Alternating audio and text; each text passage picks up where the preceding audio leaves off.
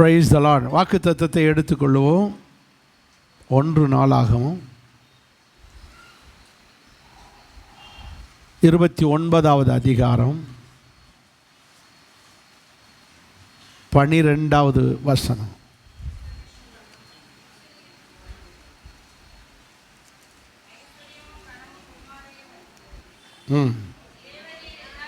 எல்லாரும் வாசிங்க. உங்கள் வாயில் ஆண்டவருடைய வசனத்தை உச்சரிங்க.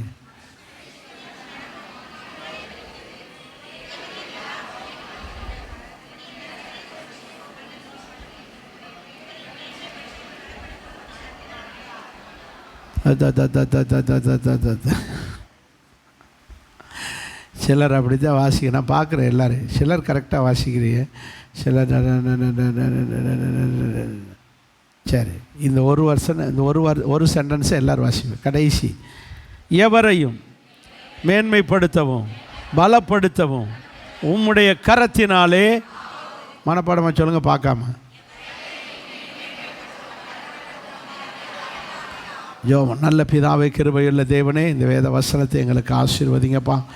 உம்முடைய கரத்தின் கிரியைகளை நாங்கள் தியானிக்க போகிறோம்.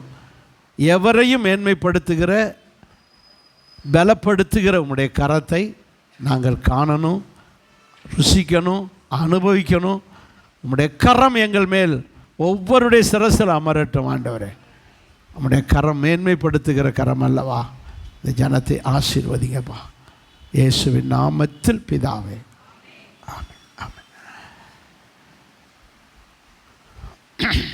பிரைஸ் தி லார்ட், ஹல்லேலூயா. நம்முடைய தேவன் எப்படிப்பட்டவர்? நம்முடைய தேவன் நம்மை போலவே இருக்கிற தேவன். புரியுதா? உங்களுக்கு தலை இருக்குது, கை இருக்குது, கால் இருக்குது. இதே போல் நம்முடைய தேவனுக்கும் இருக்குது. அப்படி தான் இருக்குது. அவருடைய சாயலில் மனிதன் சிருஷ்டிக்கப்பட்டான். நமக்கு போலவே அவருக்கு கை இருக்குது, அவருக்கு கால் இருக்குது. அவரே சொல்கிறார், எனக்கு வானம் சிங்காசனம், பூமி. பெரியவர் இல்லையா? அப்படி இருப்பார். ஆனால் அவருக்கு கைகள் இருக்கிறது. அவருடைய கரங்கள் எப்படிப்பட்ட கரங்கள்? எவரையும் மேன்மைப்படுத்துகிற கரம். எவரையும், எப்படிப்பட்ட ஆளையும். ஒன்றுமே பள்ளிக்கூடத்து கூட நிழலுக்கு கூட ஒதுங்காத ஆளாக இருந்தாலும் பரவாயில்ல. ஒரு டம்ளர் தண்ணியை கூட கையில் எடுக்கிறதுக்கு பலன் இல்லாத நோயாளியாக இருக்கலாம். உங்களையும் மேன்மைப்படுத்த அவராலே ஆகும். எவரையும் மேன்மைப்படுத்தவும் பலப்படுத்தவும் உம்முடைய கரத்தினாலே. மேன்மைப்படுத்துறதுன்னா என்ன அர்த்தம்? மைட்டி, மேக்கிங் கிரேட், பெரிய ஆள் ஆக்குறது. பலப்படுத்துவது என்றது மேக்கிங் ஸ்ட்ரென்த். எவரையும் மேன்மைப்படுத்த முடியும். ஏன் மேன்மைப்படுத்த முடியும்? அவருடைய கரம் அப்படிப்பட்டது. அவருடைய கரம் எப்படிப்பட்டது? அவருடைய கரம் எப்படிப்பட்டது? அதே வசனத்தை பாருங்க. உம்முடைய கரத்திலே, உம்முடைய கரத்துக்குள்ளே, உம்முடைய கரத்திலே சத்துவமும் வல்லமையும் இருக்கிறது. அப்போ நம்ம கைக்கு அவர் கைக்கு உள்ள வித்தியாசம் தான். நம்ம கையில் பைபிளை கூட பிடிக்கல. இதை கொஞ்சம் பிடிச்சிக்கங்களேன், கொலையுது கை. 2 தட்டு தட்டும், அடுத்து தட்டுறதுக்கு பேலன் இருக்காது. இவ்வளோதான் நம்ம பேலன். நிற்க முடியலை, 10 நிமிஷம் நிற்க முடியலை. எப்படா உட்காரோம், அப்படியே புஷ்கணும் உட்காரோம். அப்போ நம்முடைய கைகளிலும் கால்களிலும் என்ன இல்லை? பலன் இல்லை, சத்துவம் இல்லை, சத்துவம் இல்லை. குழந்தை பிறந்த உடனே குழந்தைய பார்க்க வர்றவங்க கையில் என்ன கொடுப்பாங்க? ரூபா. பரவாயில்லையே, யோசிக்கிறாங்க என்ன கொடுப்போம் என்ன கொடுப்போங்க. அந்த குழந்தை கையில் என்ன கொடுப்பாங்க? மடித்து ரூபாயை கொடுப்பாங்க. அது என்ன கொடுக்குறோம், யார் கொடுக்குறா ஒன்றும் தெரியாது. ஆனால் அது பிடிக்குது. எதை? ரூபாய் பிடிச்சிக்கிட்டு நம்ம சந்தோஷப்படுறோம். பாதியா ரூபாய் இப்போவே இப்படி பிடிக்குது, அதுக்கு தெரியாது. ஆனால் அது என்னது? பிடிச்சிருக்கு. அந்த கைக்கு என்ன இருக்குது? வேலை இருக்குது. சந்தோஷப்படுறோம். கையில் என்ன இருக்குது? வேலை. நம்ம நினைக்கிறோம் அது ரூபாய்னு புரிஞ்சு பிடிச்சி வச்சுருக்குன்னு. கொடுத்த நபரே யாருன்னு தெரியாது, ஆனால் பிடிச்சிருக்கு. அப்போ கையில் என்ன இருக்குது? வேலை இருக்குது, இருக பிடிக்குது, அதில் சந்தோஷப்படுறோம். ஆனால் தேவனுடைய கையில் என்ன இருக்கிறது? சத்துவம், பலன் இருக்கிறது. சத்துவம்னு என்னது? பலன். அவர் கையில் பலன் இருக்கு. நம்ம கையில் பலன் இருக்கா? அவர் கையில் பலன் இருக்கு. என்ன பலன்னா, எந்த மனுஷனையும் மேன்மைப்படுத்துகிற பலன் இருக்கு. பலன் மட்டும் இல்லை, ஸ்ட்ரென்த், சத்துவம் மட்டும் இல்லை, வல்லமை, பவர். எப்படி சொல்லியிருக்கு? வல்லமை, வல்லமை. இப்போ பாருங்க, ஒரு வயரு போகுது, இந்த பல்பை என்ன செய்ய வைக்குது? கனெக்ட் பண்ணுன்னு பல்பை என்ன செய்யுது? எரிய வைக்குது. ஆனால் இந்த பல்பு எரிய காரணம் என்ன? அந்த வயரு அல்ல, வயருக்குள் இருக்கிற பவர். அந்த பவர், அந்த வயருக்குள் இருக்கிற பவர், வல்லமை இந்த பல்பை என்ன செய்ய வைக்குது? இங்கே சுவிட்சை ஆஃப் பண்ணியாச்சுன்னா வயர் இருக்குது, அதே பல்பை தொடத்தான் செய்யுது, ஆனால் பல்ப் என்ன செய்யாது. அப்போது இந்த வயருக்குள் என்ன இல்லை? பவர் இல்லை, வல்லமை இல்லை. இதே போல தான் கர்த்தருடைய கரம் வெறும் கரம் அல்ல, அந்த கரத்துக்குள் பவர் இருக்கு. பவர் இருக்கிறது. அவருடைய கரத்தில் சத்துவம் இருக்கிறது. அவருடைய கரத்துக்குள்ளே கரண்ட் இருக்கு. புரிகிற மாதிரி சொன்ன என்ன இருக்கு? கரண்ட் இருக்கு. வெறும் வயர் அல்ல, இந்த வயருக்குள்ளே இப்போது பவர் இருக்கிறது. இது வயர் தான், ஆனால் வயருக்குள்ளே என்ன இருக்கு? இப்போ கரண்ட், பவர் இருக்கு. இதே போல இயேசுவின் கரம் வெறும் கரம் அல்ல, அது பவரான கவர். அதனாலதான் 18 வருஷ கூனியை தொட்ட உடனே மரித்த, அல்லேலூயா சொல்லுங்க, மரித்த பாடையை ஏன் தொடாமலே உயிரோடு எழுப்ப முடியும், ஆனால் தொட்டு காட்டுறாரு. நாயினூர் விதவையின் மகன் பாட போய்கிட்டு இருக்கு. பாடை என்ன செஞ்சார்? தொட்டார். தொட்ட உடனே கரண்ட் பாஞ்சிருச்சு. யாருக்குள்ளே? பாடிக்குள்ளே, பாடிக்குள்ளே, பணத்துக்குள்ளே போய் அவன் உயிரோடு எழுந்து உட்கார்ந்துக்கிட்டு இருக்கான். அல்லேலூயா சொல்லுவோமா? அவருடைய கரத்திலே சத்துவம் இருக்கிறது, வல்லமை இருக்கிறது. அவருடைய கரம் எதையும் செய்யும். குருடனை தொடுகிறார், பார்க்கிறார். காதை தொடுகிறார், கேட்குது. நல்லா புரியுங்க. அவருடைய கரத்திலே வல்லமையும் இருக்கிறது, சத்துவம். ஆனால் தெரியாது. ஆனால் நம்ம போல அவருக்கு என்ன உண்டு? கரம் உண்டு. சத்தம் ஒரு அல்லேலூயா சொல்லுவோமா? அவருடைய கரத்திலே இருக்கிறவர்களை யாரும் பறிக்கவே முடியாது. நீங்களும் நானும் யார் கையில் இருக்கணும்? அவர் கையில். வாசிங்க 1 பேதுரு 5:6. ஏற்ற காலத்திலே தேவன் உங்களை உயர்த்தும்படிக்கு. தூங்கக்கூடாது. தூங்குனா கல்லை கொண்டு எறிவேன். தண்ணி இருக்கா? வெண்ணி தண்ணி இருக்கா? மூஞ்சில் ஊற்றுனாத்தையும் சரி. நான் இங்கே உயிரை போக கத்திக்கிட்டு இருக்கேன். கையை இப்படி கசக்கு. தூக்கம் வந்தால் கையை இப்படி கசக்கு. வாசிங்க. ஏற்ற காலத்தில் தேவன் உங்களை உயர்த்தும்படிக்கு சொல்லுங்க. அவருடைய பலத்த சத்துவமான வல்லமையான, சொல்லுங்க, அங்கே பலத்த கைன்னு சொல்லியிருக்கு. ஆனால் நம்ம வசனத்தின்படி சத்துவமான வல்லமையான பவரான அந்த கைக்குள்ளே அடங்கி இருங்கள். அந்த வல்லமையான கை, அந்த சத்துவமான கை, அந்த பலத்த கை ஏற்ற வேளையிலே உங்களை என்ன செய்யும்? உயர்த்தும். சத்தம் ஒரு அல்லேலூயா சொல்லுவோமா? எல்லாரும் சேர்ந்து ஒரு அல்லேலூயா சொல்லுவோமா? ஆண்டவர் சொல்றாரு, யோவான் சுவிசேஷம் 10ஆம் அதிகாரம் 28ஆம் வசனத்தில், நீங்கள் எல்லோரும் என்னுடைய கையில் இருக்கிறீர்கள். வாசிங்க.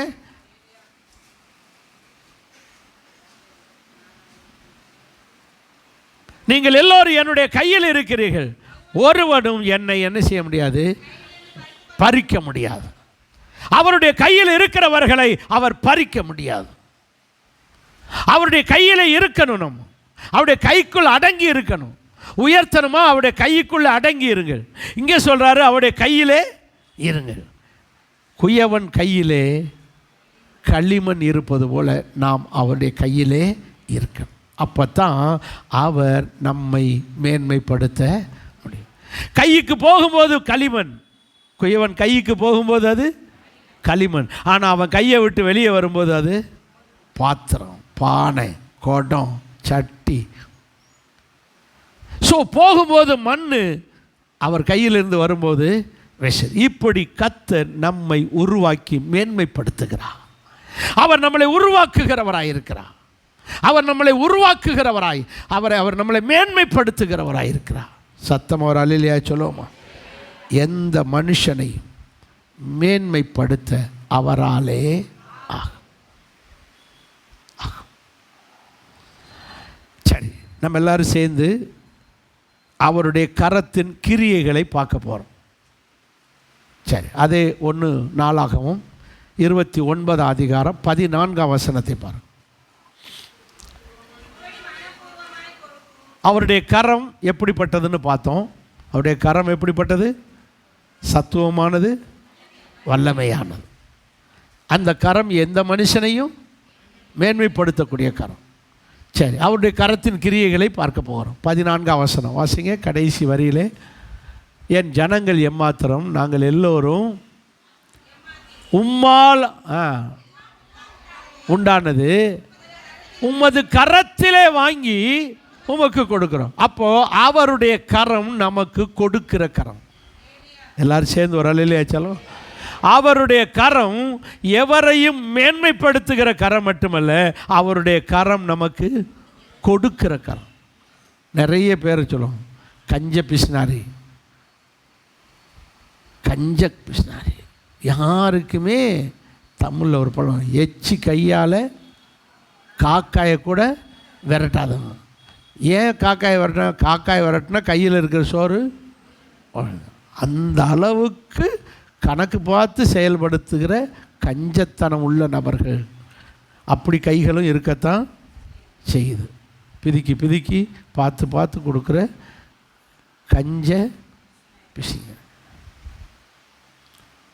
ஆனால் கர்த்தருடைய கரம் அப்படி அல்ல, கொடுத்து கொடுத்து சிவந்த கரம். எம்ஜிஆரத்தை அப்படி சொல்லுவாங்க. செத்துட்டார் இல்லையா அவர், முதல் முதலமைச்சர் எம்ஜிஆர். அவருக்கு ஒரு பட்டம் உண்டு, கொடுத்து கொடுத்து சிவந்த கரம், கொடை வள்ளல் அப்படின்லாம் சொல்லுவாங்க. அப்படின்னு சொல்லுவாங்க. எனக்கெல்லாம் ஒன்றுமே கொடுக்கல, அதனால் நான் ஒன்றும் சொல்ல முடியல. கொடுத்தாரா இல்லையான்னு தெரியல. உண்மையிலே கொடுக்கிற கரம் நம்முடைய கர்த்தருடைய கரம். சந்தோஷம் அல்லேலூயா சொல்லுவோமா? அவருடைய கரம் கொடுக்கிற கரம். சங்கீதக்காரன் சொல்லுகிறார், நீர் கொடுக்க அவைகள் வாங்கி கொள்ளும். 104 சங்கீதம் 27 வசனம். அவர்களுக்கு ஆகாரம் தருவீர் என்று கடல்களிலே இருக்கிற மச்சங்களாகிய திமிங்கலங்களாகிய அவைகளெல்லாம் நீர் கொடுக்க வாங்கி கொள்ளும். அப்போ ஆண்டவர் கொடுக்கிறதை ஆண்டவர் ஏதாவது ஒரு ரூபத்தில் நமக்கும் கொடுத்துக்கிட்டு தான் இருக்கார்.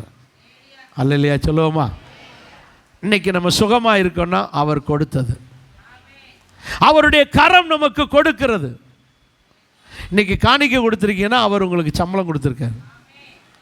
சம்பளம் கம்பெனியில் தானே போட்டாங்க, கவர்மெண்ட்டில் தானே. கவர்மெண்ட்டு போட்டாலும் கவர்மெண்ட்டில் போய் வேலை செய்ய உனக்கு சுகம் கொடுத்தாரு.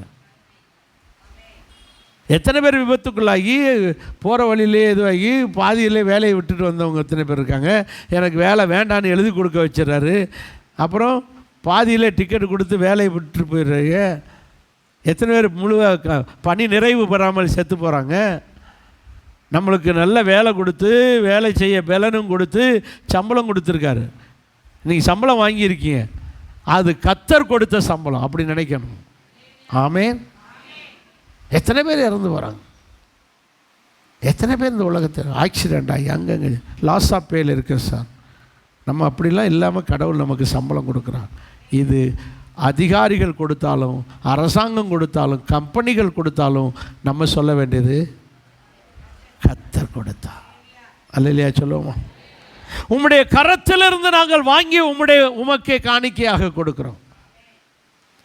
அவருடைய கரத்திலிருந்து வாங்குகிறோம். அவருடைய கரம் சத்துவமானது, வல்லமையானது, அதே நேரத்தில் நம்மளை மேன்மைப்படுத்தக்கூடிய கரம், நம்மளை கொடுத்து கொடுத்து கொடுத்து நம்மளை உருவாக்கி நம்மளை மேன்மைப்படுத்துகிற கரம். அல்லேலூயா சொல்லுவோமா? யோசித்து பாருங்கள், சர்ச்சுக்கு வரும்போது எவ்வளோ கடனாக இருந்தோம், எவ்வளோ வியாதியாக இருந்தோம், எவ்வளோ பிரச்சனைகள் இருந்தோம். அவர் நமக்கு கொடுத்து கொடுத்து கொடுத்து கொடுத்து கடனை பூரா அடைச்சி அடைச்சி அடைச்சி இன்றைக்கி அடுத்த நம்மளை என்ன செய்ய வச்சுருக்காரு? மேன்மைப்படுத்தி வச்சுருக்காரு. அவருடைய கரம் நமக்கு கொடுத்து கொண்டே இருக்கிறது. சாலமோன் சொல்கிறாரு, எங்கள் அப்பாவுக்கு அவங்க அப்பாவை பற்றி சாட்சி கொடுக்குறாரு. 2 நாளாகமோ 6ஆம் அதிகாரம் 4ஆம் வசனம். 2 நாளாகமோ 6ஆம் அதிகாரம் 4ஆம் வசனம்.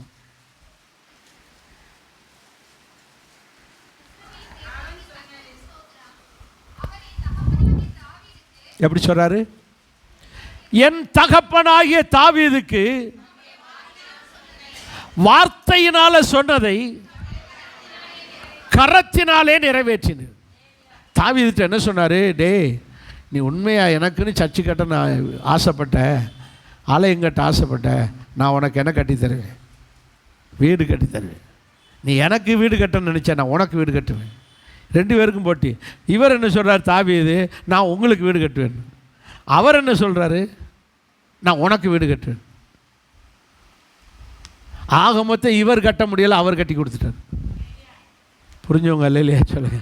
ஆனால் இவர் கட்டணும்னு சொல்லி வேக வேகமாக பொருட்களை சேகரித்தார்.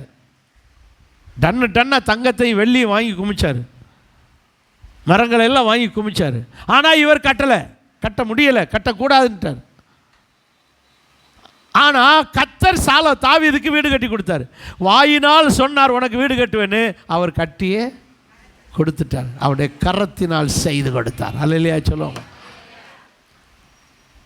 நம்முடைய தேவன் சொல்லுவார், அவர் செய்வார். நமக்கு சில வாக்குத்தத்தங்களை சொல்லி இருப்பார். ஆசீர்வதித்து பேரை பெருமைப்படுத்துவேன்னு சொன்னதை நிறைவேற்ற போகிற மாதம் இது. அல்லேலூயா. இது நிறைவேறும் மாதம். அவர் வாயினால் சொன்னதை கையினால் செய்ய போகிறார். விசுவாசிக்கிறவங்க மட்டும் அல்லேலூயா சொல்ல. ஏன்னா அவர் கரத்தில் வல்லமை உண்டு, சத்துவம் உண்டு. அவர் வாயினால் சொன்னதை கையினால் அவர் செய்ய வரைக்கும் பொறுமையாக இருக்கும். 1ஆம் தேதி ஜனவரியில் சொன்னார், இப்போ நிறைவேற்ற போகிறார். விசுவாசிக்கிறவனுக்கு அப்படியே ஆக கடவுள். அவர் கையிலே வாங்குவது எவ்வளவு பெரிய பாக்கியம். ஏன்னா அவர் கை கொடுக்கிற கை. நாமே ஒரு பாட்டு போடுறோம், ஏந்தி நின்ற கைகள் எல்லாம் கொடுக்கும் கைகளாய் மாற்றிடுமே. 2மே ஒரே கை தான். வாங்கிறதும் ஒரே கை, கொடுக்கறது கை. வாங்கும்போது கை இப்படி இருக்குது, கொடுக்கும்போது இப்படி மாறு. இப்படி இருக்கிற கை இப்படி மாத்திர மாதம் இந்த மாதம். எத்தனை பேர் விசுவாசிக்கிறீங்க? அல்லேலூயா. கத்தட்ட போகும்போது கை இப்படி இருக்குது, மனுஷட்ட போகும்போது அதே கை சொல்லுங்க கொடுக்கும் கையாக மாறும். கத்தட்ட வாங்கி வாங்கி ஜனங்களுக்கு கொடுக்கணும். வாங்கும் கை, கொடுக்கும் கை. உங்களுக்கு ஒரு பிரச்சனை தெரியுமா? 2 நாளாக நியூஸில் பார்த்துருப்பீங்க. நேற்று தான் நினைக்கிறேன். நம்ம முதலமைச்சர், நடிகர் முதலமைச்சர் விஜய் முதலமைச்சர் ஜோசப் விஜய், அவர் இந்த போலீஸ் அதிகாரிகளுக்கெல்லாம் என்ன கொடுத்தாரு? மெடல் கொடுத்தாரு. டிவியில் பார்த்துருப்பீங்க, அப்படி தானே? அவர் நல்லா பார்த்தீங்களா? கிறுக்க மாதிரி நிற்கிறார், தலை சீவை கூட சீப்பு இல்லாத மாதிரி. சிரிப்பா பாருங்க, விஜய் ஆட்கள் இருக்கி கொஞ்சம் சீப்பு கொண்டு கொடுத்துட்டு வர்றோமான்னு இருந்துச்சு. சீப்பு தலை சீவை கூட சீப்பு இல்லாத மாதிரி இப்படி நிற்கிறார். அந்த எனக்கு பார்த்தா என்ன ஒரு எப்பவும் கோட்டு சூட்டோட ஒரு மாதிரி டீசெண்டாக வருவார், வேட்டியும் சட்டையும் போட்டுக்கிட்டு பாவமாக நிற்கிறாரு. இந்த கிறுக்கன்ட்ட மெடல் வாங்க இவ்வளோ பெரிய ஆஃபீஸர்லாம் இப்படி இப்படி நிற்கிறாங்களேன்னு எனக்கு கொஞ்சம் பார்த்தீங்களா? அவ்வளோ பேரும் அப்படியே போய் இப்படி போய் இப்படி போய் இப்படி போய் இப்படி போய் இப்படி போய் அவர்கிட்ட போனால் அவர் இப்போ என் ஆட்சியே போகிறது மாதிரி இருக்குது, வேறு பாவம் போல் ஒரு மெடலை குத்திக்கிட்டு நிற்கிறாரு. சிரிக்கவே மாட்டேன்றாரு. அவர் பாவம் போல் மெடல். ஆனாலும் அவர் கையில் வாங்கிறது பெருமையாக நினைக்கிறாங்க. இந்த ஆஃபீஸர்ஸ் பூரா என்ன நினைக்கிறாங்க, அவர் ஆள் எப்படி இருந்தாலும் சரி, என்ன இருந்தாலும் சரி, நடிகர் இருந்தாலும் அவர் இப்போதைக்கு யாராக இருக்கார், முதலமைச்சர் இருக்கார். அவர் கையில் வாங்கிறது ஒரு பெரிய பாக்கியமாக இருக்கு. ஆமேன். யார் எப்படி சொன்னாலும் சொல்லட்டும், நம்ம ஏசப்பா கையில் வாங்கிறது நமக்கு பெருமை. ஆமேன். அவர் யார் என்ன வேணாலும் சொல்லட்டும், ஏசப்பாவை, நமக்கு அவர் பெருமைக்குரியவர். ஆமேன். உங்களுக்கு இன்னொரு சம்பவம் சொல்கிறேன். இன்னும் ஒரு நாளைக்கு 2 நாளைக்கு முன்னாடி திருநெல்வேலி மனோன்மணியம் சுந்தரனார் யூனிவர்சிட்டியில் பட்டம் கொடுத்தாங்க. டாக்டர் படித்தவங்களுக்கு போகிறோம், பிஹெச்டி படித்தவங்களுக்கு போகிறோம், டாக்டர் பட்டம் கொடுத்தாங்க. பார்த்தீங்களா? நியூஸ்லாம் பார்க்காதீங்க, என்ன நானே இப்போ பார்த்து சொல்கிறேன், நீங்கள்லாம் பார்க்காதீங்க, நான் மட்டும். அந்த டாக்டர் பட்டம் படித்தவங்க பிஹெச்டி டாக்டர் பட்டம் கொடுத்தாங்க. கவர்னர் தான் கொடுக்குறாரு அப்படின்னு சொல்லி ஒரு 300 பேர்கிட்ட டாக்டர் பட்டம் வாங்குறாங்க. அவர் என்ன சொல்லிட்டார், நான் 30 பேருக்கு மட்டும் கொடுக்குறேன், மீதியெல்லாம் அவங்க விசி வைஸ் சான்சலர் என்ன செய்வார், துணைவேந்தர் கொடுப்பார், வாங்கிக்காங்கன்ட்டு அப்படின்னு சொல்லியிருந்திருக்காங்க.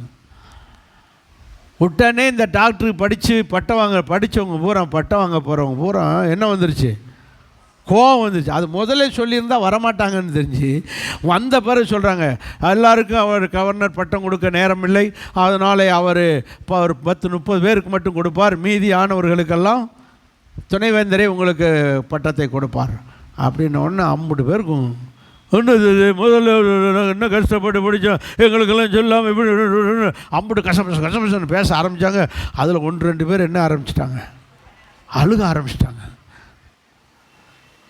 ஏன் இவ்வளோ தண்டி பொம்பளையாக இருக்குது, இது ஏன் இப்படி அழுகுதுன்னு பார்த்தா அது சொல்லுது, நான் என்ன கஷ்டப்பட்டு சொல்கிறேன், நான் கவர்னர் கையில் வாங்கணும்னு தானே நான் வந்தேன். இந்த பட்டத்தை யார் கையில் வாங்கிறத பெருமையாக நினைக்கிறாங்க. நல்லா புரியுது. நமக்கும் கொடுக்கறதுக்கு ஒருத்தர் ரெடியாக இருக்கார், தெரியுமா? வாசிங்க யோவான் சுவிசேஷம் 12 அதிகாரம். யோவான் சுவிசேஷம் 26 வசனம். 12 அதிகாரம் 26 வசனம். ஒருவன் எனக்கு ஊழியம் செய்கிறவனானால் இருப்பான். எல்லாரும் இதை வாசிங்க. ஒருவன் எனக்கு ஊழியம் செய்தால் பிதாவானவர் அவர்களை எப்படி கணம் பண்ணுவார்? ஊழியம் செய்கிறவங்க எல்லாருமே ஊழியம் செய்கிறவங்க, அதை யோசிச்சுக்காங்க. பாஸ்டர் மட்டும் ஊழியக்காரர் கிடையாது, நீங்களும் யார் தான்? ஊழியம்னு என்ன? சேவை செய்து. பிரசங்கம் பண்ணாதான் ஊழியக்காரர் இல்லை. நீங்கள் பாட்டு பாடுறீங்க பாருங்கள், அதுவே அவருக்கு செய்த ஊழியம். ஆராதிக்கிறீங்க பாருங்கள், கையை அசைச்சு, அதுவே அவருக்கு செய்கிற. நீங்கள் சர்ச்சுக்கு வந்தீங்க பாருங்கள், அதுவே ஊழியம். புரிஞ்சுக்கங்க. காணிக்க போடுறீங்க, அது ஒரு ஊழியம். பாடுறது ஊழியம், ஆராதிப்பது ஊழியம். இப்போ ஆகமொத்தம் இப்போ நான் பிரசங்கம் பண்ணுறேன், நான் ஊழியம் செய்கிறேன். பிரசங்கத்தை கேட்குறதே ஒரு ஊழியம் செய்கிறோம். ஸோ இப்படி நாம் தேவனுடைய காரியங்களை செய்வதனால் நாம் இருவருமே யாராக இருக்கிறோம் சொல்லுங்க. சரி, இது ஒரு இதில் சிறப்பானது ஆத்தும ஆதாயம் பண்ணுறது. ஊழியத்தில் சிறப்பானது அது ஒரு பக்கம் இருக்கட்டும், சிறப்பு ஊழியங்கள்லாம் தனியாக போட்டு ஊழியம் செய்தால் அவனை பிதாவானவர் என்ன செய்வார்? யாரை? பாடுறவங்கள, ஆராதிக்கிறவங்கள, துதிக்கிறவங்கள எல்லாத்தையும் பிதா என்ன செய்வாராம்? கணம். ஊழியம் செஞ்சவங்க, படித்தவங்க, பிஹெச்டி பட்டம் படித்து பரீட்சை எழுதி முடித்தவங்கள கவர்னர் என்ன செய்ய போகிறார்? கணம் பண்ண போகிறார். நல்லா பாடி, நல்லா ஆராதித்து, நல்லா உண்மையாக இருந்து கடவுளுக்காக எல்லாம் செஞ்சு முடித்தவங்கள கவர்னரு. எந்த கவர்னரு? பிதாவாகிய கவர்னர் நம்மளை என்ன செய்ய போகிறாராம்? எங்க பிஹெச்டி படித்தவனே நம்ம கவர்னர் கனம் பண்ணுறாரு.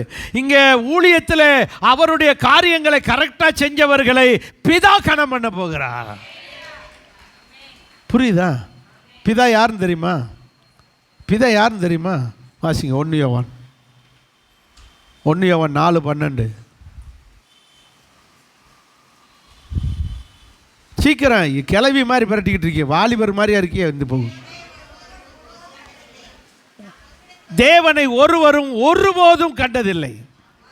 சொல்லுங்க, தேவனை ஒருவரும் ஒருபோதும் கண்டதில்லை. அப்பனா தேவன் யாரு?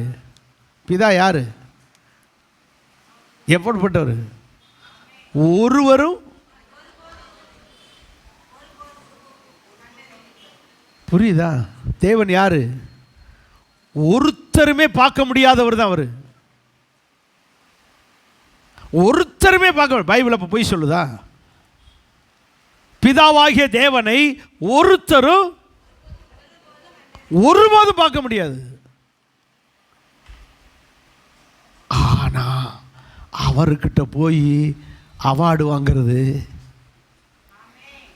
யோசித்து பார்த்தியலா? அவர்கிட்ட போய் சாதாரண இந்த முதலமைச்சரை, இந்த நடிகர் முதலமைச்சரை நேற்றுக்கு வரை பார்த்துருக்கலாம், இப்போ பார்க்க முடியுமா? கிட்ட விடுவாங்களா? எவ்வளவு போலீஸு, எவ்வளவு பாதுகாப்பு, அவர்கிட்ட நெருங்க முடியலை. இந்த முதலமைச்சரையே பார்க்க முடியலையே, பிதாவை பார்க்க முடியுமா? ஒருவரும் ஒரு காலம் பார்க்க முடியாதவர் தான் தேவன். ஆனால் அவரையும் பார்க்கறதுக்கு வாய்ப்பு இருக்கு. அவர் கையிலையும் போய் மெடல் வாங்க ஒரு சான்ஸ் இருக்கு. புரியுதா? புரியுதுங்களா? அவரையும் பார்க்கறதுக்கு ஒரு சான்ஸ் இருக்கு. அவர் கையிலையும் போய் மெடல் வாங்கிறதுக்கு ஒரு வாய்ப்பு இருக்கு. யாருக்கு? அவருக்கு உண்மையான விசுவாசிகளாய், உண்மையான ஊழியர்களாய், உண்மையானவர்களாய் இருந்தால் அவருக்கு ஒரு சான்ஸ் கொடுப்பார். தேவனை ஒருவரும் ஒரு காலம் பார்க்க முடியாது. ஆனால் பார்க்க முடியும். பார்க்க நமக்கு ஒரு வாய்ப்பு இருக்கு. அவர் கையிலே போய் வாங்க ரெடியா இருங்க. ஒருவன் எனக்கு ஊழிய செய்தால் பிதாவானவர் அவனை கனம் பண்ணு. எப்படி கனம் பண்ணுவார்? சால்வை போத்துறாரோ, கையில் பட்டம் கொடுக்குறாரோ தெரியாது. தீமோத்தேயு சொல்றாரு, பவுல் சொல்றார் தீமோத்தேயுக்கு, நல்ல போராட்டத்தை போராடினேன், ஓட்டத்தை முடித்தேன், விசுவாசத்தை காத்துக்கொண்டேன். இன்னைதான் முக்கியம். இது முதல் நீதியின் கிரீடம் எனக்கு வைக்கப்பட்டிருக்கிறது.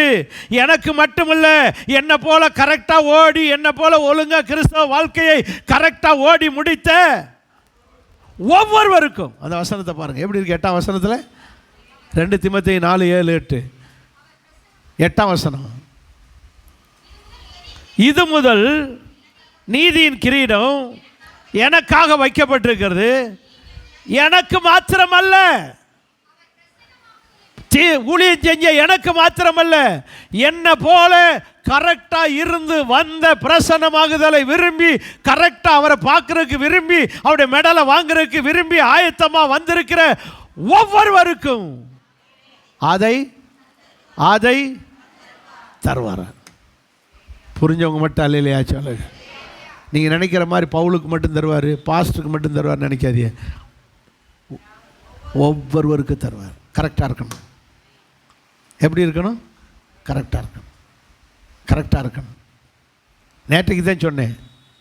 நேற்றைக்கு கோர்ஸ் கொடுத்துக்கு நீங்கள் வரல இல்லை. ஓட்டப்பந்தயம் நம்ம பைபிளில் 2 பந்தயம் இருக்குது. பைபிளில் என்னது? மல்யுத்தம், ஓட்டப்பந்தயம். மல்யுத்தம் பண்ணால் முடிசூட்டப்படும். ஓட்டப்பந்தயத்தில் ஓடி முடித்தாலே பரிசு. கிறிஸ்தவ வாழ்க்கை ஓட்டப்பந்தயம். ஒலிம்பிக்கில் அரசாங்கம் நடத்துகிற போட்டியில் பூரா ஃபஸ்ட்டு, செகண்ட், தேர்டுக்கு தான் பரிசு. இயேசுநாதர் வைக்கிற போட்டியில் ஓடி முடித்த அத்தனை பேருக்கும் பரிசு. பந்தய சாலையில் ஓடுகிறவர்கள் எல்லோரும் ஓடுவார்கள். ஆனால் பந்தயத்தை ஓடி முடித்தவர்களுக்கு எல்லாருக்குமே பரிசு. ஆனால் ஓட முடியாது. எல்லாரும் ஓடி முடிக்க முடியாது. நன்றாய் ஓடினீர்களே, உங்களை கெடுத்தவன் யார்? உங்களை மயக்கினவன் யார்? அப்படி என்றால் நல்லா கவனிச்சுக்கங்க, பரிசு பெறுகிற நபராய் நாம் மாற வேண்டும். அது யார் கையில் வாங்கணும்? பிதா கையில் போய் வாங்கணும். பிதா கையில் வாங்கணும். அவரை பார்க்கவே முடியாது, ஆனால் பார்க்க வாய்ப்பு இருக்குது. நமக்கு வாய்ப்பு இருக்குது. அதான் அவர் சொல்லிட்டாரு, நான் ஏழை, நான் குறைஞ்சவங்க, நான் படிக்காதவன் அப்படிலாம் சொல்லாது. எவரையும் மேன்மைப்படுத்த அவருடைய கரத்தினாலே. நீ தகுதி இல்லை நீங்கள் நினைக்க வேண்டாம், அவர் தகுதிப்படுத்துவார். யோசித்து பாருங்க, யோசித்து பாருங்க. அவர் தகுதிப்படுத்துவார், அவர் தகுதிப்படுத்துவார். நம்முடைய தேவன் எதையும் செய்ய வல்லவன். எவரையும் மேன்மைப்படுத்த அவருடைய கரத்தினாலே ஆகும். நம்ம ஊரில் நல்லாசிரியர்னு ஒரு பட்டம் கொடுக்குறாங்க தெரியுமா? வாத்தியார்கள், டீச்சர் மாதிரிலாம். யார்? ஏன் இவ்வளோ பேர் வாத்தியாராக இருக்காங்க, ஆனால் இவங்களுக்கு மட்டும்? அப்போ அதே ஸ்கூலில் வேலை பார்க்குறவங்களாம் பொல்லாத ஆசிரியரா? புரியுதா? இவங்க மட்டும் யார்? நல்ல ஆசிரியர். மற்றவங்க பூரா இவங்களுக்கு மட்டும் விருது கொடுத்தா, சும்மா கொடுத்தா கூட பரவாயில்ல, என்ன சொல்லி கொடுக்குறாங்க? நல்ல ஆசிரியர். அப்போ மற்ற வாத்தியாரெல்லாம் நல்லா இல்லாத ஆசிரியர். புரியுதா? இப்படின்னு சொல்லி எனக்கு ஒரு கேள்வி கேட்டு அதை பற்றி விசாரித்தேன். இந்த நல்ல ஆசிரியர் பட்டம் எப்படி தேயா கொடுக்குறாங்க அப்படின்னு கேட்டேன். எந்த அடிப்படையில் கொடுக்குறாங்க? அப்படி எல்லாருமே நல்லா தானே பாடம் எடுத்துகிறாங்க, எல்லோரும் சேர்ந்து தான் பாஸ் பண்ண வைக்கிறாங்க, எல்லோரும் சேர்ந்து தான் இது பண்ணுறாங்க. ஏன் இவங்களுக்கு மட்டும் இப்படி நல்ல ஆசிரியர்னு கொடுக்குறாங்க, அப்போ மற்றவங்களாம் பொல்லாதவங்களாம் அப்படின்னு சொல்லி நான் என்ன செஞ்சேன், விசாரித்து பார்த்தா வண்டவாளம் தண்டவாளத்தில் ஓடுது. என்னன்னு கேட்டால், இந்த நல்ல ஆசிரியர் விருது வாங்கினாங்கல்ல, இந்த டீச்சர்மாரே, இந்த வாத்தியார்மார்களே, இவங்களே என்ன செய்யணும் தெரியுமா? எந்தெந்த வருஷம் எப்படி பாடம் நடத்தி எத்தனை பேரை பாஸ் பண்ண வச்சாங்க அந்த ரெக்கார்டெல்லாம் வாங்கணும். அப்புறம் என்ன இது, அப்புறம் இவங்க வாங்கின விருதுகள், இவங்க வாங்கின இது எல்லாத்தையும் ரெடி பண்ணி, ஃபோட்டோக்கள், ஆதாரங்கள் எல்லாம் ரெடி பண்ணி இந்த நல்ல ஆசிரியர் விருது கொடுக்குற இடத்துக்கு என்ன செய்யணும்? அனுப்பி வைக்கணும். புரியுதுங்களா? இதை அனுப்பி வைக்கணும். இவங்களே இவங்களுடையதான திறமைகளை பூரா என்ன செய்யணும்? கலெக்ட் பண்ணணும், ரெடி பண்ணணும். எவிடன்ஸ் வேணும், ஃபோட்டோ எவிடன்ஸ் வேணும். எல்லாத்தையும் ரெடி பண்ணி அனுப்பணும். இப்படி அனுப்பிட்டாப்புல கொடுத்துருவாங்களா? இல்லை. அங்கேயும் ரெக்கமெண்டேஷன் பண்ணாலும் கொடுத்துருவாங்களா? இல்லை. நான் கரெக்டாக சொல்கிறேன்னா, செய்தி கரெக்டாக கலெக்ட் பண்ணியிருக்கேன்னா, துட்டு கொடுத்தாத்தான் நல்ல ஆசிரியர் விருது கிடைக்குது. அப்போ நீ என்ன திறமைசாலியாக இருந்தாலும், என்ன கரெக்டாக பாடம் எடுத்திருந்தாலும், நீ எத்தனை பேரை பாஸ் சென்டம் எடுக்க வச்சுருந்தாலும், ஒன்று உனக்கு ரெக்கமெண்ட் பண்ண உன் மேனேஜ்மெண்ட், உங்கள் ஸ்கூலோ உங்கள் என்ன செய்யணும்? அவங்க ரெக்கமெண்ட் பண்ணணும். அதுக்கு மேலே நீ கையில் இப்படி கொடுத்தாத்தான் உனக்கு என்ன கிடைக்கும்? நல்ல ஆசிரியர்னு வேணும். இதை வாங்கிக்கிட்டு இங்கே வந்துக்கிட்டு, ஹலோ அல்லையா சொல்லுங்க, இயேசு நமக்கு நல்லாசிரியர் விருது கொடுக்க போகிறார். அல்லையா சொல்லுங்க. நீங்கள் நன்றாக கர்த்தருக்குள்ள நல்ல விசுவாசியா, நல்ல ஊழியனாய், நல்ல நிலைமையில் கரெக்டாக இருந்தீங்கன்னா, அவர்கிட்ட எல்லா ரெக்கார்டு இருக்குது. யாரும் ரெக்கமெண்ட் பண்ண வேண்டாம், யாரும் பணம் கொடுக்க வேண்டாம். அவரே உங்களை கனம் பண்ணுவார். ஒருவன் பிதாவுக்கு உண்மையாக இருந்தால் அவர் கனம் பண்ணுவார். மனுஷன் கனம் பண்ணுறது முக்கியம் இல்லை, பிதா கனம் பண்ண போகிறார். பிதா கனம் பண்ணுவார். பிதா அவனை கனம் பண்ணுவான். அவர் கையில் போய் வாங்கும் பார்த்தீங்களா? அதுதான் பெஸ்ட்டு, அதுதான் பெஸ்ட்டு. இந்த மாதமே சிலருக்கு கொடுக்க போகிறார். இந்த மாதமே சிலருக்கு கர்த்தர் கொடுக்க போகிறார். அவர் எவரையும் மேன்மைப்படுத்துகிற கரம், சத்துவம் வல்லமை உள்ள கரம். என் தேவன் இந்த மாதமே உங்களை மேன்மைப்படுத்த போகிறார். ஆமென். அவருடைய கரம் கொடுக்கிற கரம். நீங்கள் நீண்ட நாளாக ஜெபிச்சு ஜெபிச்சு ஜெபிச்சு எதிர்பார்த்துருந்த காரியத்தை எல்லாம் இந்த மாதம் நிறைவேற்ற போகிறா. குழந்தை இல்லையேன்னு ஜெபிச்சிருப்பீங்க, இந்த மாதம் கொடுக்க போகிறா. தெரியுமா? எலிசபெத்துக்கும் சகரியாவுக்கும் எலிசபெத்துக்கு என்ன இல்லை? அவங்க என்ன தப்பு பண்ணாங்க? அவங்க என்ன குறை? அவங்ககிட்ட ஊழியம் செய்கிறவங்க, கரெக்டாக ஊழியம் செய்கிறாங்க, ஒரு குறையும் சொல்ல முடியாத உத்தமி யார்? ஆனால் அவங்களுக்கு என்ன இல்லை? குழந்தை இல்லை. அவள் அழுது கேட்குறா, ஏன் ஆண்டவர் எனக்கு?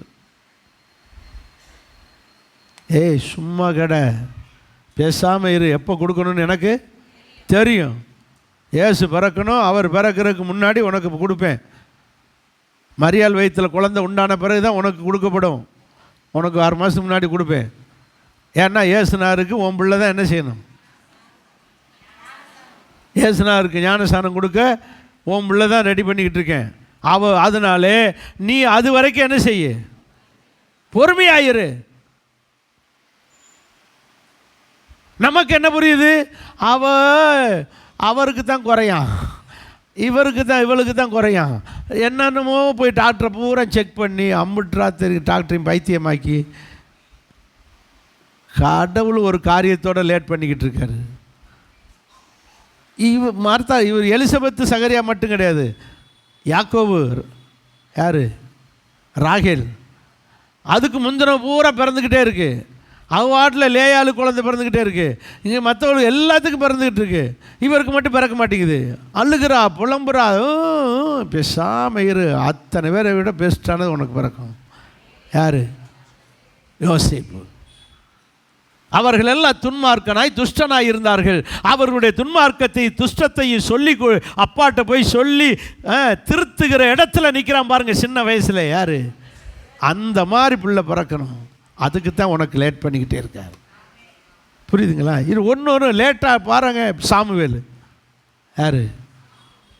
பெஸ்ட்டு. லேட்டாக பிறந்தாலும் நாட்டுக்கே ஊழியம் செய்கிற, நாட்டுக்கே ராஜாவாக இருக்கிற சாமுவேலை கர்த்தர் கொடுத்தார். ஸோ லேட் ஆனாலும் பெஸ்ட்டாக தான் செய்வார். நமக்கு தான் அவசரம் கொடுக்கையா, சண்டை போட்டுக்கிட்டு கோவச்சுக்கிட்டு நான் சர்ச்சுக்கு போய் என்னத்தை கண்டேன், நான் ஜெபிச்சு என்னத்தை கண்டேன்னு இனி குறை சொல்கிறதே விடுங்க. விசுவாசம் உள்ளவர்களாயிருங்கள். இந்த மாதம் உங்களுக்கு உங்கள் ஜெபத்துக்கு கொடுக்க போகிறா, பதில் கொடுக்க போகிறா, நன்மை கொடுக்க போகிறார், ஆசீர்வாதத்தை கொடுக்க போகிறார், வாக்குத்தத்தத்தை நிறைவேற்றி கொடுக்க போகிறார். இது கொடுக்கிற கரம். 2வது 119 சங்கீதம் 73 வசனம். சீக்கிரம். அவருடைய கரம் எப்படிப்பட்டது?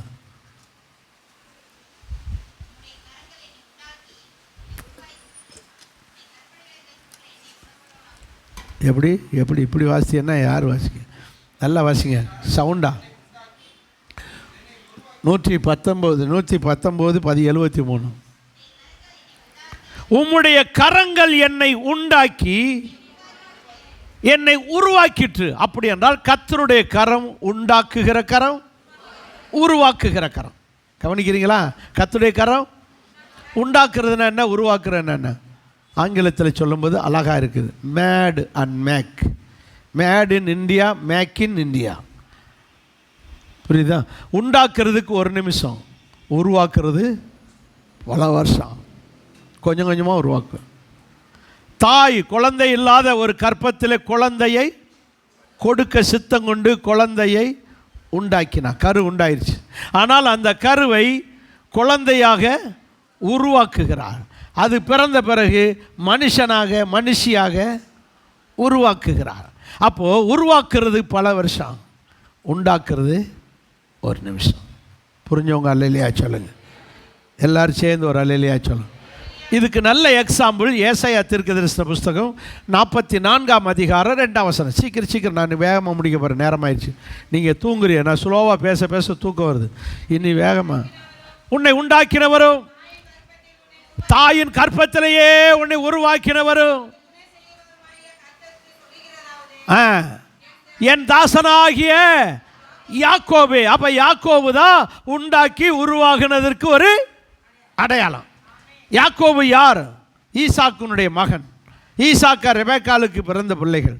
ஈசாக்குக்கு ரெபேக்காளுக்கு வயிற்றிலே ரெபேக்காளுக்கு ரெட்டப்பிள்ளை உண்டானது, ஏசா யாக்கோபு. இந்த ரெட்டப்பிள்ளை பிறந்தது ரெபேக்காள் வயிற்றிலே. இந்த ரெபேக்காள் வயிற்றிலே உண்மையிலேயே மூத்த பிள்ளை யாருன்னா யாக்கோபு தான். ரெண்டாவது உற்பத்தி உண்டானவன் தான் யார்? ஏசா. ஆனால் பிறக்கும்போது ஏசா முதல்ல பிறந்துட்டான், யாக்கோபு ரெண்டாவது. அப்போ பிறக்கிறது வெளியில் மனுஷர்களுக்கு முன்பாக முதல்ல பிறந்தது யாருன்னா ஏசா. அப்போ உண்டாகும்போது யாக்கோபு மூத்தவன், பிறக்கும்போது ஏசா மூத்தவன். புரிஞ்சவங்க அல்லையா சொல்லு. ஆனாலும் தேவன் உண்டாக்குறவரும் உருவாக்குறவரும் மாதிரி. அந்த கதைக்கு இப்போ போக வேண்டாம். உண்டாக்கும் போது மனுஷன் கருவாக உண்டாக்கினார், அது உருவாகி உருவாகி உருவாகி உருவாகி ஒரு மனுஷனாக பிறக்கிறது. அதுக்கு எக்ஸாம்பிள் யார்? யாக்கோபு. சரி, இப்போ பிறந்துட்டார். யாக்கோபு என்ற பெயர் வைக்கப்படுகிறது, அவனுக்கு ஏசா என்று பெயர் வைக்கப்படுகிறது. இப்போ நல்லா கவனிக்க வேண்டிய சத்தியம், பைபிள் பிரகாரம் மூத்தவனுக்கு தான் என்ன சேரும்? சேஷ்டபுத்திரப்பாகும். இப்போ பிறந்திருக்கிறது ஏசா பிறந்திருக்கான், ஆனால் உண்மையிலே உற்பத்தியானவன் அப்போ தேவன் பார்வையில் சேஷ்டபுத்திரப்பாக யாருக்கு தான் போய் சேரணும்? யாக்கோபுக்கு தான் சேரணும். ஆனால் இவங்க சட்டத்தின் பிரகாரம் ஏசா முதல்ல பிறந்தனால அவனுக்கு தான் சேரணும்னு நிற்கிறாங்க. அப்போது இந்த யாக்கோபுன்னு பேர் வைக்கிறது, யாக்கோபு என்றால் எத்தன்னு அர்த்தம், ஏமாற்றுபவன் அர்த்தம். இவன் ஏமாற்றுகிறவன் என்று பேரை வச்சபடியே இவன் முதல் வேலையாக அண்ணனை ஏமாற்றிட்டான். சீட்டிங் பண்ணி ஒரு பானை கூளை கொடுத்து, ஒரு சட்டி ஒரு இதில் கூளை கொடுத்து சேஷ்டபுத்திர பாகத்தை எழுதினான், வாங்கிட்டான். சேஷ்டபுத்திர பாகத்தை அண்ணனை ஏமாற்றினான். ஆசீர்வாதம் வாங்கிறதுக்கு அப்பாவை ஏமாற்றினான். சொத்துக்களை வாங்கிறதுக்கு மாமனை ஏமாற்றினான். கல்யாணம் பண்ணுற ராகேல் மேல் உள்ள பொண்டாட்டிக்கு ஏமாத்தினான். மச்சினமார் லாபான ஏமாத்தினான். இப்படி யாக்கோபுன்னு பேர் இருக்க இருக்க இருக்க அவன் என்னதான் செஞ்சுக்கிட்டே இருக்கான்? ஏமாற்றிக்கிட்டே இருக்கான். இவனை இப்படியே விடக்கூடாது. இவனை இஸ்ரவேலாக உருவாக்க சித்தம் கொண்டு தனியாக ஜோமண்ணை வர சொல்லி ஒரு ஆற்றங்கரைக்கு அங்கிட்டு கூட்டிகிட்டு போய் இந்த யாக்கோபை ஜபத்தில் ஒரு ராத்திரி பூரம் போட்டு எடுத்தார். முட்டி தேய தேய முழங்காலில் நின்று ஜெபிச்சு ஜெபிச்சு ஜெபிச்சு ஜெபிச்சு இப்போது எத்த குணமெல்லாம் போய், ஏமாற்றுகிற குணமெல்லாம் போய் இப்போ ஒரு நல்ல விசுவாசியாக வெளியே வர்றாரு. இப்போ வரும்போது அவருக்கு பேர் என்ன? இஸ்ரவேல். நல்லா கவனிக்க வேண்டிய ஒரு சத்தியம், அன்பான தேவனுடைய பிள்ளைகளே, இந்த யாக்கோபாய் உண்டாக்கினார், அவனையே யாரா மாற்றுகிறார்? வாசிங்க 1ஆம் வசனத்தில் 44:1. இப்பொழுது என் தாசனாகிய யாக்கோபே, நான் தெரிந்து கொண்ட. ரெண்டு ஒரே ஆள் தான், ஒரே ஆள் தான். படைக்கும் போது உண்டாக்கும் போது எத்தன் என்ற யாக்கோபு இப்போ ஜபத்தில் சர்ச்சுக்கு வந்த பிறகு, ஜபத்துக்கு வந்த பிறகு இஸ்ரவேலாய் மாற்றுகிறார். நீங்கள் இன்னும் பழைய சுபாவத்தில் இருக்கவே கூடாது. இந்த மாதம் கர்த்தர் உங்களை உருவாக்குகிற மாதம். இந்த மாதம் உங்களை இஸ்ரவேலாக உருவாக்குகிறார். யாக்கோபை இஸ்ரவேலாய் உருவாக்குறது போல நம்மையும் இந்த மாதத்தில் கர்த்தர் உருவாக்க போகிறார். ஹல்லேலூயா. நீங்கள் இந்த எல்லோரும் வண்டி வச்சுருக்கீங்க, கார் வச்சுருக்கீங்களா, வேன் வச்சுருக்கீங்களா, லாரி வச்சுருக்கீங்களா? உங்களுக்கெல்லாம் ஒரு ரூல்ஸ் இருக்குது. என்ன ரூல்ஸ் தெரியுமா? 1 வருஷத்தில் 2 வருஷத்தில் உங்கள் வண்டி என்ன செய்யணும்? ரினிவல் பண்ணணும், புதுப்பிக்கணும், சர்வீஸ் பண்ணணும். அதுக்கு பேர் எஃப்சி. என்ன எடுக்கணும்? எஃப்சி எடுக்கணும். எஃப்சி எடுக்கிறனா என்ன? கொண்டு போய் உங்கள் வண்டியை ஒர்க் ஷாப்பில் விட்டு புதுப்பிக்கணும், பழைய இதெல்லாம் கலட்டணும், புதுசாக்கணும், எல்லாம் சீட்டு கீட்டு எல்லாம் புதுசாக்கணும், பெயிண்ட் அடிக்கணும், புது வண்டி போல் மாற்றணும், எல்லாம் நட்டு லூஸாக போனதெல்லாம் டைட் ஆக்கணும், நல்ல புதுசாக போடணும், எல்லாம் வெளியே கொண்டு வந்து புது வண்டியாக கொண்டு வந்து மறுபடி புது வண்டி போல் ஆர்டிஓ ஆஃபீஸில் விடணும். அப்போ ஆர்டிஓ பார்த்துட்டு வண்டியை பார்த்துட்டு என்ன கொடுப்பாரு? லைசன்ஸ் கொடுப்பார். இந்த வண்டி புது வண்டியாக புதுப்பிக்கப்பட்டிருக்கிறது, இனி ஓட்டுக்க லைசன்ஸ் கொடுப்பார். இப்போது உங்களை கொண்டு வந்து ஒர்க் ஷாப்பில் விட்டுருக்கு. எங்கே விட்டுருக்கு? ஒர்க் ஷாப்பில் விட்டுருக்கு. இந்த மாதம் பூரா உங்களை ரிப்பேர் பண்ணி மாட்டி கலட்டி மாட்டி புதுப்பிச்சு எஃப்சிக்கு கொண்டு போகிறோம். அல்ல இல்லையா? சொல்ல மாட்டீங்களா? இந்த யாக்கோபு அப்படித்தான். அவங்க அப்பாட்ட இருக்கும்போது லூஸாக இருந்தார், ஏமாற்றுகிற குணம். அப்புறம் அவங்க மாமா வீட்டுக்கு போகிறேன்னு வந்தார். அவர் போன இடம் எது தெரியுமா? லூஸு. புரியலையா? இடத்துக்கு பேர் லூஸு. அங்கே ராத்திரியில் ஜபத்தில் வச்சு நைட்லாம் டைட் பண்ணார். லூஸு புத்தியை பூரா குறைக்கட்டும். இந்த லூஸு புத்தியை பூரா டைட் பண்ணி சரியான பிறகு அவரே சொல்கிறாரு, இனிமேல் இந்த இடத்துக்கு லூஸ் அல்ல, என்ன பேர் வச்சார்? பெத்தேல்.